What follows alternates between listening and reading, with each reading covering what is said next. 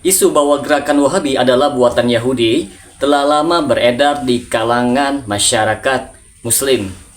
Klaim ini sering sekali disebarkan oleh pihak-pihak tertentu untuk mendiskreditkan ajaran Wahabi atau yang kita kenal dengan Salafi.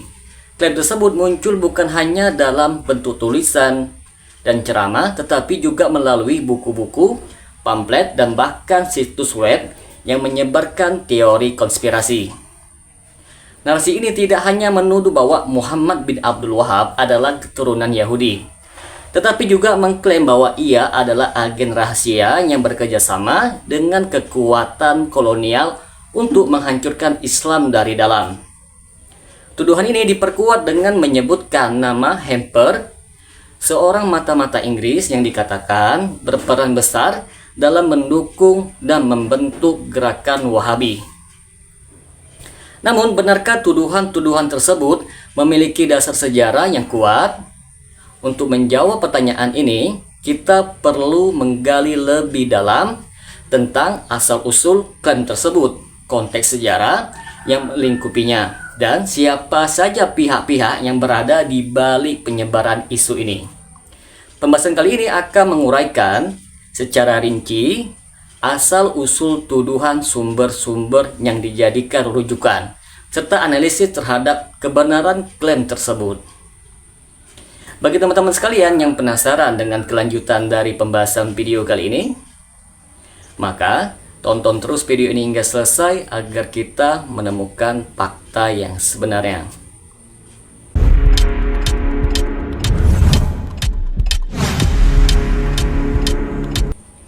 Assalamualaikum warahmatullahi wabarakatuh. Jumpa lagi dengan saya Rio Mulyadi di channel Manhaj Dakwah. Pada episode kali ini kita akan membahas, benarkah Wahabi buatan Yahudi?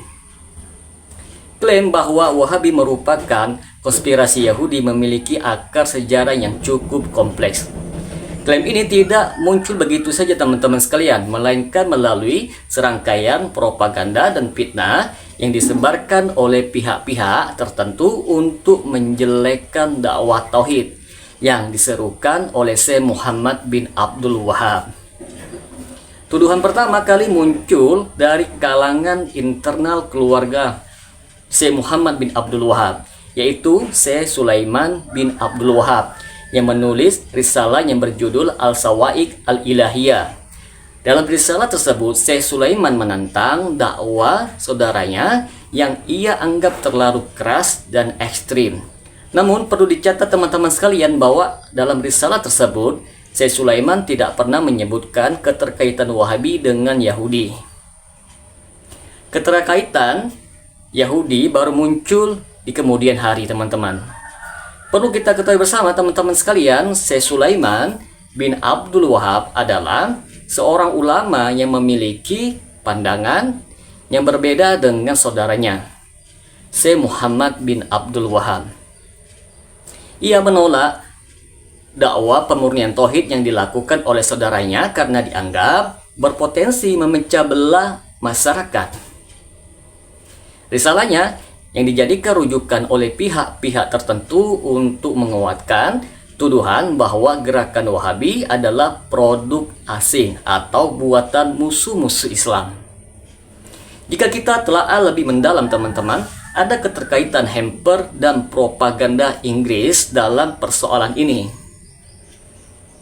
Isu keterlibatan Yahudi mulai berkembang setelah munculnya buku Memories of Mr. Hempers yang diklaim sebagai catatan seorang mata-mata Inggris.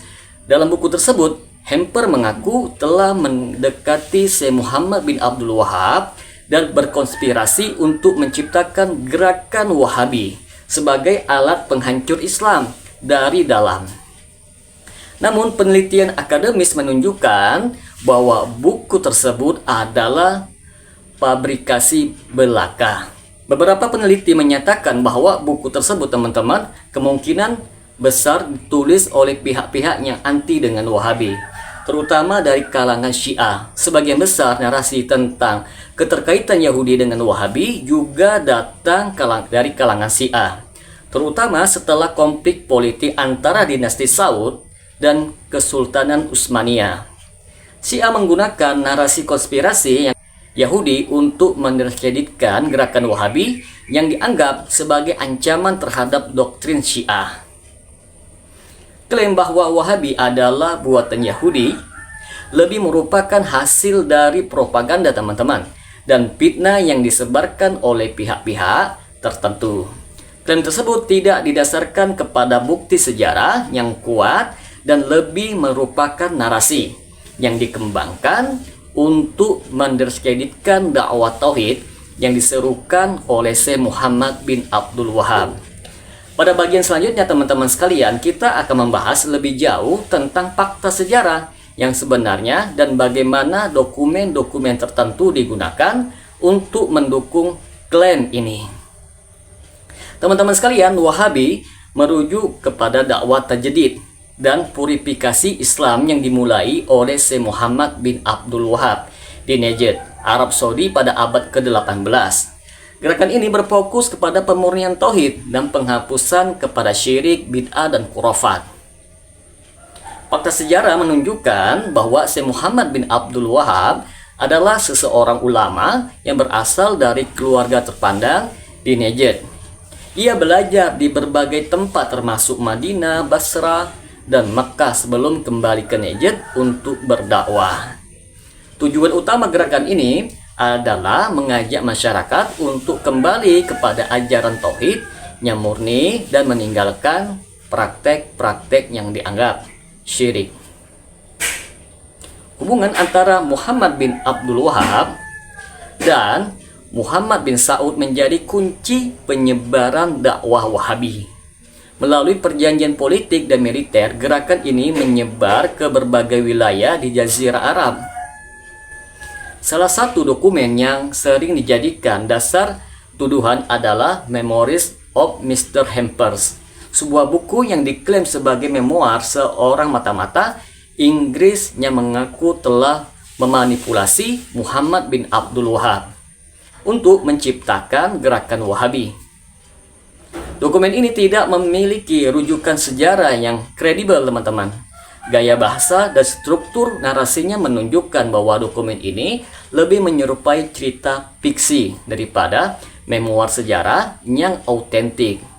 Dalam dunia akademis, Memories of Mr. Hampers dianggap sebagai dokumen palsu yang tidak layak dijadikan rujukan.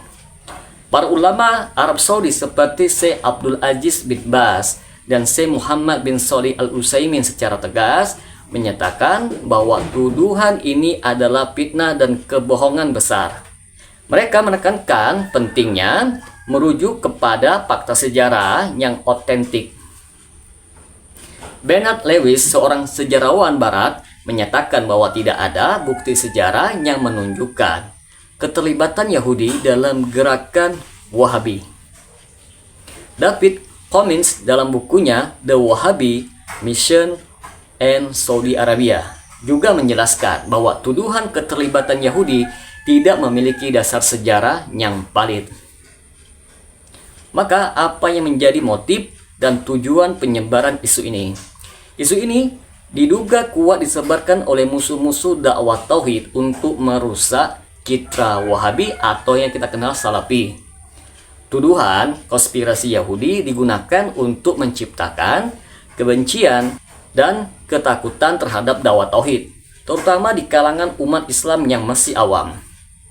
Kelompok-kelompok seperti Sufi, Syiah, dan penguasa tertentu menggunakan isu ini untuk menanamkan keraguan terhadap gerakan Wahabi. Selain itu, teman-teman sekalian, propaganda ini juga bertujuan untuk merusak hubungan antara pengikut Wahabi dan umat Islam lainnya.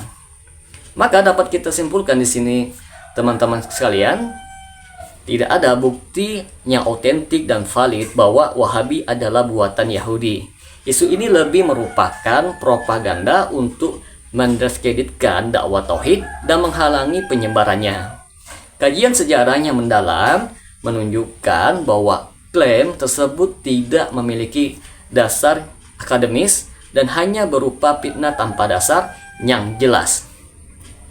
Lebih jauh lagi teman-teman sekalian, jika ditelusuri secara mendalam, isu ini adalah bentuk serangan terhadap ajaran tauhid dan upaya untuk membikai Wahabi sebagai gerakan yang berbahaya bagi umat Islam. Tujuan utama dari penyebaran isu ini adalah untuk memecah belah umat Islam dan menciptakan persepsi yang negatif terhadap gerakan pemurnian Islam.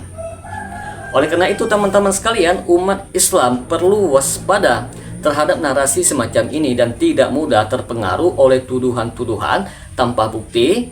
Penting untuk selalu merujuk kepada sumber-sumber yang kredibel dan ilmiah serta memahami konteks sejarah secara objektif.